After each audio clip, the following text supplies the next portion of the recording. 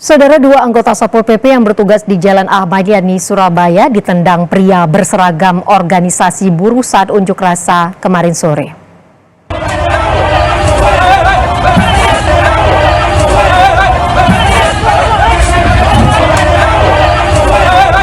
Akibat peristiwa ini, satu anggota Satpol PP mengalami luka lebam di dada dan satu anggota Satpol PP lainnya menderita patah tulang.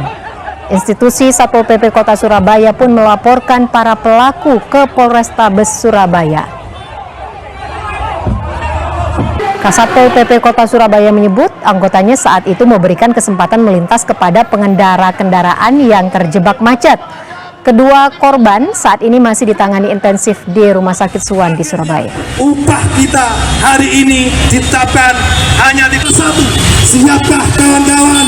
Nah, demo itu informasi yang kami terima dari anggota kami di lapangan itu kan berhenti, terus kemudian agak macet ya. Nah, ada orang warga yang kemudian mau berangkat kerja yang minta tolong ke dia untuk buka jalan sedikit supaya dia bisa bergerak gitu. Nah, dua orang ini kemudian berkomunikasi untuk minta supaya jalan ini dibuka.